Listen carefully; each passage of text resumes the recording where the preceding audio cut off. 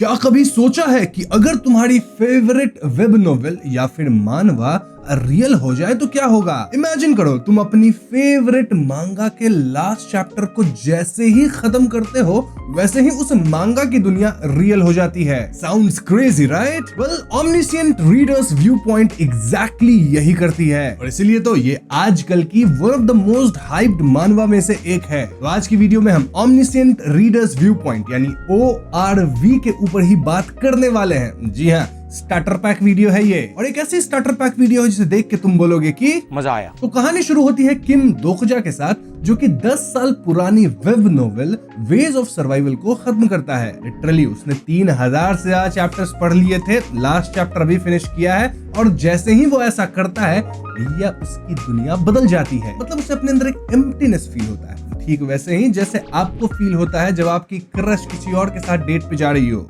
लेकिन उसी पल सबवे में लाइट्स फ्लिकर होते हैं और फिर सामने आता है एक दोकाएबी। प्रोनाउंसिएशन मुझे नहीं पता क्योंकि मैं मानवा पढ़ रहा हूँ, एनीमे आया नहीं तो देख नहीं पाया। वो अनाउंस करता है कि अर्थ अब ट्यूटोरियल फेज से निकल के रियल गेम में एंटर कर चुका है एंड पहला सिनेरियो है kill a living being within a time limit और डाई। फिर क्या था, पूरे सबवे में केओस मच गया, लोग एक दूसरे को मारने लग गए और यहाँ ग्रास हॉपर्स जैसे मॉन्स्टर्स भी आ गए। दोकजा को तुरंत रियलाइज होता है कि आइला ये तो मैं जो वेब नोवेल पढ़ रहा था उसकी एग्जैक्ट बिगिनिंग है, यानी कि नोवेल की कहानी सही हो गई है। और पिछले 10+ ईयर्स, ऑलमोस्ट 13 ईयर्स से दोकजा जो इन्फॉर्मेशन कलेक्ट कर रहा था अपने फेवरेट वेब नोवेल को पढ़ के, वो इन्फॉर्मेशन अब काम आएगी। बाय द वे, क्या आपको पता है दोकजा वाज द ओनली गाय जो कि इस वेब नोवेल को खत्म किया था। तो हाँ, उसे पता है कि आगे क्या होने वाला है, कौन कौन से कैरेक्टर्स आएंगे, क्या होगा क्या नहीं होगा, सब कुछ पता है बंदे को। और इसी नॉलेज का इस्तेमाल करके वो पहले सिनेरियो को सर्वाइव करता है, जिसके बाद उसे मिलती है एक स्पेशल स्किल। ये स्किल है ओमनिशिएंट रीडर्स व्यू पॉइंट। जी हाँ,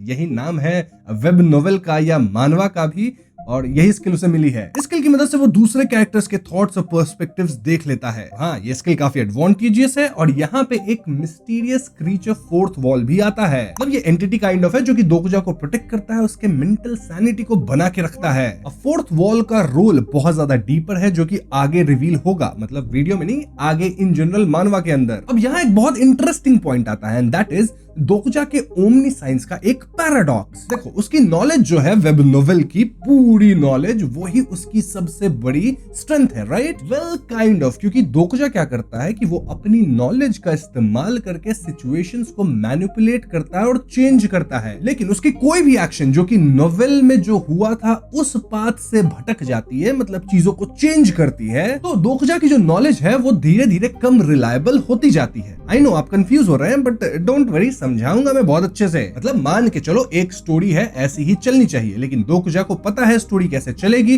जिसका इस्तेमाल करके वो आउटकम्स को चेंज किया। तो अब आउटकम चेंज होने के कारण आगे की स्टोरी भी थोड़ी बहुत चेंज होगी। तो क्योंकि आगे की स्टोरी में चेंजेस आएंगे, तो दोकजा का जो नॉलेज है कि स्टोरी में आगे ऐसा कुछ होगा, वो कहीं ना कहीं अनरिलायबल हो गया ना, क्योंकि अब चेंजेस आ रही है। तो देख रहे हो मित्रों, जो उसका बून है वही काइंड ऑफ उसका कर्स है। इन शॉर्ट, जैसे जैसे अपना मेन कैरेक्टर नोवेल के इवेंट्स को मॉडिफाई करता है, उसकी फेमिलियरिटी कम होती जाती है और इस तरह से क्रिएट होता है एक बहुत ही इंटरेस्टिंग पैराडॉक्स जो कि मेरे हिसाब से इस पूरे एनिमे की जान है। मतलब जब एनिमे आएगी, फिलहाल तो वेब नोवेल से मानवा बनी है। दोकजा जिसको एकदम भरोसा है कि भैया मेरे को सब पता है, अब नहीं रिलाई कर सकते अपने ऊपर, क्योंकि चीजें तो तुम बदल दिए, आगे और चीजें बदलेंगी। ये डायनामिक उसे एक पैसिव रीडर से आगे बढ़ाकर एक एक्टिव स्टोरी राइटर बना देता है। मतलब दोकजा अब खुद की डेस्टिनी लिखेगा और यही चीज हम ऑडियंस को बहुत ज्यादा हुक करती है, क्योंकि अनप्रेडिक्टेबिलिटी बहुत ही ज्यादा बढ़ चुकी है। अब अगर हम दोकजा के कॉम्पेनियंस की बात करते हैं, सबसे पहले उसकी कोवर्कर यू सांगा आती है, जो शुरू में एक नॉर्मल इंसान थी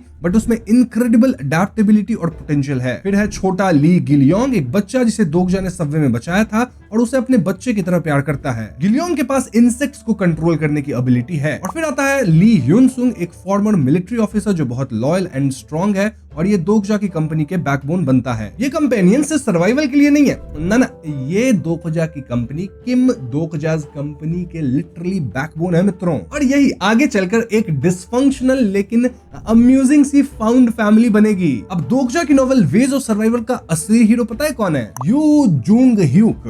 नाम बहुत डिफिकल्ट है, सारे प्रोनाउंसिएशन मेरे को लग रहा है मेरे गलत होंगे। वो एक रिग्रेसर है, यानी कि जब वो मरता है तो वो अपोकलिप्स के स्टार्ट में वापस आ जाता है और हर बार वो दुनिया को बचाने की कोशिश करता है। उसने ये साइकिल कई बार जी ली है, तो वो बहुत ही ज्यादा पावरफुल है, एक्सपीरियंस्ड भी है, लेकिन काइंड ऑफ लोनर है। अब दोगजा की जो उससे पहली मुलाकात थी वो काफी इंटेंस थी, इतनी इंटेंस कि जुंग ह्यूक जो है वो दोगजा पे ट्रस्ट नहीं करता। ऐसा इसलिए क्योंकि दोगजा अपनी नॉलेज का इस्तेमाल करके जुंग ह्यूक को मैनिपुलेट करने की कोशिश किया था। उनकी रिलेशनशिप शुरू में बहुत प्रैग्मेटिक होती है, एक दूसरे को यूज करते हैं, बट ये एक slow burn rivals to friends dynamic है जो स्टोरी का सेंटर बन जाएगा। और बाद में रिलेशनशिप इतनी अच्छी होती है कि ये दोनों एक दूसरे के लिए जान देने के लिए भी तैयार हो जाते हैं। मित्रों, इन दोनों के रिलेशनशिप को अगर मुझे डिस्क्राइब करना पड़े तो वो कुछ ऐसा होगा कि दोनों एक दूसरे के लिए ऐसा कहते हैं कि only I can kill him, कोई और नहीं मारेगा, अपन मारेगा बस। समझ रहे हो कितना डिसफंक्शनल लेकिन अब बढ़िया सा रिलेशन है। तो कहानी में दोगजा अपनी नॉलेज का इस्तेमाल करके कई सिनेरियोस को आउटस्मार्ट करता है, लेकिन ध्यान रहे वो कई जगह चीजों को बदल भी रहा है। इसके साथ दोगजा उन लोगों को बचाया है जो मरने वाले हैं, साथ ही वो जुंग ह्यूक के प्लान्स को भी बदल दिया है। इनिशियली दोगजा की नॉलेज उसकी सबसे बड़ी एसेट होती है, लेकिन जैसा मैंने बताया समय के साथ साथ वो अपनी नॉलेज पे कम रिलाई करेगा। लेकिन मानवा में एक पॉइंट पे दोगजा इतनी चीजें चेंज कर देता है कि बहुत बड़ी रिपल्स क्रिएट होती है और उसकी जो ओमनिसेंट नॉलेज थी ना काइंड ऑफ, अब वो उस पर बिल्कुल भी रिलाई नहीं कर सकता। तो यस, क्या होगा जब दोगजा को खुद ही नहीं पता होगा कि आगे नोवेल में क्या सब होने वाला है। एंड इसी पॉइंट पे एक नया और भी ज्यादा डेंजरस सिनेरियो अनाउंस होता है, जहां दोगजा को एक ऐसी चॉइस लेनी पड़ती है जो उसके लिए नोवेल में भी नहीं लिखी थी। क्या दोगजा सरवाइव कर पाएगा जब उसकी नॉलेज, उसकी बुक की नॉलेज उसके लिए यूजलेस हो चुकी है? जानने के लिए आपको खुद ORV पढ़ना पड़ेगा। जी हाँ, ये स्टार्टर पैक है, यहाँ मैं बस 2-3 चैप्टर की कहानी बताता हूँ, मानवा के पूरे ओवरव्यू आपके सामने प्रस्तुत कर देता हूँ, लेकिन मेजर स्पॉयलर्स कुछ नहीं देता मित्रों। लेकिन अगर इस वीडियो पे 10 के लाइक्स आ जाएगी तो पूरे मानवा को हम एकदम आर्क वाइज कवर करेंगे। आजकल मैं नहीं कर रहा क्योंकि आप लोग 10 के लाइक्स पूरे करते ही नहीं, तो मैं भी नहीं करता। चिल है भाई, दोनों अपन। ठीक नहीं हो रहा सर, आप गलत कर रहे हैं सर। अब ORV ऑडियंस के अंदर इसलिए प्रचलित है क्योंकि कहीं ना कहीं ये हम सब की उस फैंटेसी को टैप करता है जहां हम अपने मन में हीरो बने होते हैं। I mean, आपका नहीं पता, लेकिन पास्ट में मैं तो जरूर सोचता था कि ये अगर मैं भी हैरी पॉटर वर्ल्ड में जाता और अगर मुझे सब कुछ पता होता कि मेन विलन कौन है, तो अम्ब्रिज का तो मैं लगा देता कसम से। सोचिए देखो क्या ही खतरनाक मेन कैरेक्टर बनता मैं। लोगी पॉटर, नाम भी सुन के अच्छा लग रहा है कि नहीं? बात तो सही है। ऐसे ही आप भी कुछ यूनिवर्स के बारे में सोचते ही होंगे, क्या मतलब मैं आज भी यही सब चीज सोचता हूँ। और इसीलिए ORV बहुत ही ज्यादा इंटरेस्टिंग है। अब कुछ इंपॉर्टेंट कैरेक्टर्स की बात की जाए तो सबसे पहले किम दोगजा खुद है। वो कोई माचो हीरो नहीं है, बल्कि cunning and self sacrificing kind of इंसान है। दोगजा को लगता है कि उसकी सेल्फ वर्थ बहुत ज्यादा कम है, इसीलिए जब भी डेंजरस सिचुएशंस आती है तो वो खुद की जान को कम आंकता है और खुद सबसे आगे चला जाता है। तभी मैंने बोला सेल्फ सैक्रिफाइसिंग। लेकिन आयरॉनिकली उसका जो यही सेल्फलेस एक्ट है उसे इस स्टोरी का मेन कैरेक्टर बना देता है। फिर आता है वेज ऑफ सर्वाइवल का असली प्रोटैगनिस्ट। कौन? You Jong hook. बहुत डिफिकल्ट नाम है यार। जैसे मैंने बताया वो एक रिग्रेसर है जो कि बार बार मरने के बाद एपोकलिप्स के स्टार्ट में वापस आता है। अब क्योंकि उसने हजारों बार दुनिया को बचाने की कोशिश की है, तो एक्सपीरियंस समझ लो कितना होगा, पावर समझ लो कितना होगा।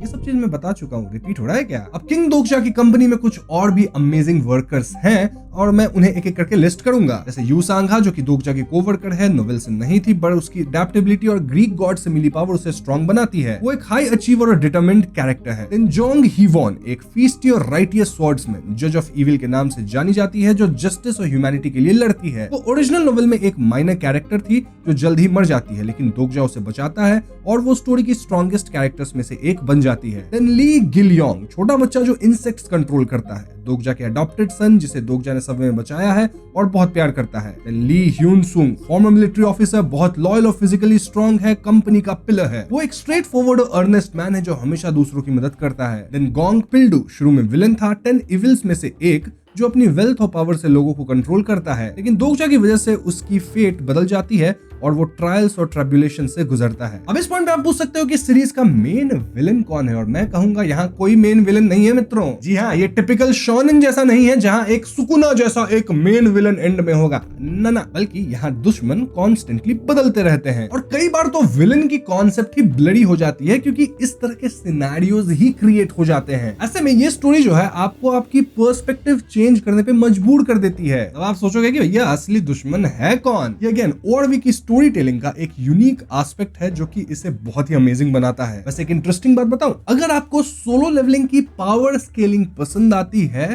तो आपको ORV की भी पावर स्केलिंग काफी पसंद आएगी। कैसे? वेल, इसके अंदर भी RPG एलिमेंट्स हैं, जैसे stats, skills, coins, level ups वगैरह वगैरह। लेकिन ORV का जो अप्रोच है वो थोड़ा ज्यादा सेरिब्रल है। मतलब यहाँ नॉलेज एंड मैनिपुलेशन भी उतनी ही इंपॉर्टेंट है जितना कि ब्रूट स्ट्रेंथ, क्योंकि अपना जिनू तो ब्रूट स्ट्रेंथ से ही सबको पेल रहा था। यहाँ ऐसा नहीं है, दिमाग लगाना पड़ेगा आपको। ये आपको हाई स्टेक्स, एक्शन मूवमेंट और कैरेक्टर डेवलपमेंट का पूरा थ्रिल देगा। लेकिन यहाँ सोलो लेवलिंग के मुकाबले काफी ज्यादा डीप और लेयर्ड अप्रोच आपको देखने को मिलेगा। इन शॉर्ट, मैं जो टाइटल में हमेशा लिखता हूँ ना, better than Solo Leveling for click bait, भैया इस बार क्लिक बेट नहीं, इस बार सच में बेटर देन सोलो लेवलिंग। वैसे पहले भी नहीं किया था, जितना भी मैं बताता हूँ मोस्टली बेटर ही होते हैं। वो अलग बात है, फैन सोलो लेवलिंग के मुझे अब तक गाली गलौज कर दिए होंगे, सॉरी गलत बोल दिया मैं ऐसा इसलिए बोल रहा हूँ क्योंकि ORV के अंदर सिर्फ एक कैरेक्टर नहीं है कि भैया इसी का लेवल अप हो रहा है, नहीं, बहुत सारे कैरेक्टर्स हैं और सारे मेन कैरेक्टर्स जैसे ही हैं और सब एक साथ ग्रो कर रहे हैं, जो कि मेरे हिसाब से बहुत ही ज्यादा अच्छा है। इसे ही बढ़िया राइटिंग कहते हैं Solo Leveling fans, something which you guys don't know much. अरे यार, क्यों मैं पिस ऑफ कर रहा हूँ सोलो लेवलिंग फैंस को, माफ कर दो, मजाक कर रहा हूँ, ठीक है, चढ़ मत जाना मेरे पे। अब गुड न्यूज ये है कि ORV की एनिमे अडैप्टेशन ऑलरेडी वर्क्स में है और इस पे काम कर रहे हैं एनीप्लेक्स वाले। रिलीज डेट शायद कंफर्म नहीं है, बट आई होप 2025 के एंड तक आ जाए। और हाँ, मैंने अभी कंप्लीट मानवा नहीं पढ़ा है, लेकिन जैसा मैंने बताया वीडियो पे 10 के लाइक्स आते हैं तो मैं कंप्लीट करूंगा, आपके लिए पूरी स्टोरी आर्क वाइज लेके आऊंगा। लेकिन टारगेट कंप्लीट होगा तो ही। तो मेरी शक्ल क्या देख रहे हो, जल्दी से वीडियो को लाइक करो, दोस्तों के साथ शेयर करो, उनसे भी लाइक करवाओ ताकि टारगेट पूरा हो जाए। और चैनल पे नए हो तो हमें सब्सक्राइब भी करना। I will see you guys in the next one. Peace out.